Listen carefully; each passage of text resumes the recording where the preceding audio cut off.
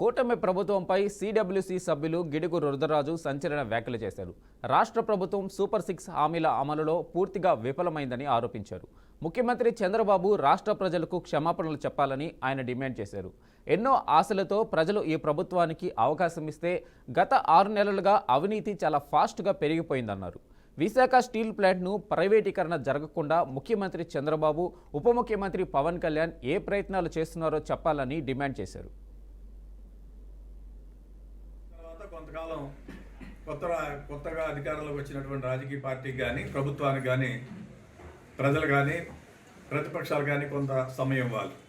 అదేవిధంగా కాంగ్రెస్ పార్టీగా గడిచినటువంటి ఈ 5-6 నెలల కార్యక్రమంలో ప్రభుత్వం మీద పెద్దగా మేము విమర్శన అనేటువంటి చేయలేదు. ఎందుకంటే ప్రభుత్వం సెటిల్ డౌన్ అయ్యి కొన్ని కార్యక్రమాలు చేస్తుందేమో అని చూసాం. ఇచ్చినటువంటి సూపర్ 6ని ఇంప్లిమెంట్ చేయలేనటువంటి పరిస్థితులు.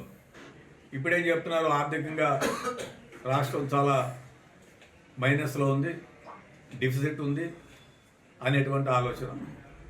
మరి ఇంత పెద్ద సీనియర్ రాజకీయ నాయకుడు, 40 years ఇండస్ట్రీ అని చెప్పుకునేటువంటి చంద్రబాబు నాయుడు గారు సుదీర్ఘకాలం ఈ రాష్ట్రానికి ముఖ్యమంత్రిగా పనిచేశారు, ప్రతిపక్ష నాయకుడిగా పనిచేశారు.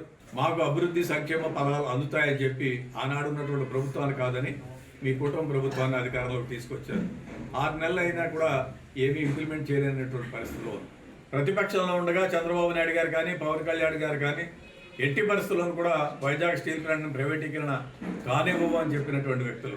అధికారంలోకి వచ్చి ఇన్ని రోజులైనా కూడా కేంద్ర ప్రభుత్వానికి సంబంధించినటువంటి మానిటైజేషన్ కమిటీ దానిపైన చేసుకుంటూ పోతున్నా కూడా బాధ్యత కలిగినటువంటి ముఖ్యమంత్రిగా, ఉప ముఖ్యమంత్రిగా ఉన్నటువంటి మీరు దాని మీద తీసుకున్నటువంటి చర్యలు ఏంటి?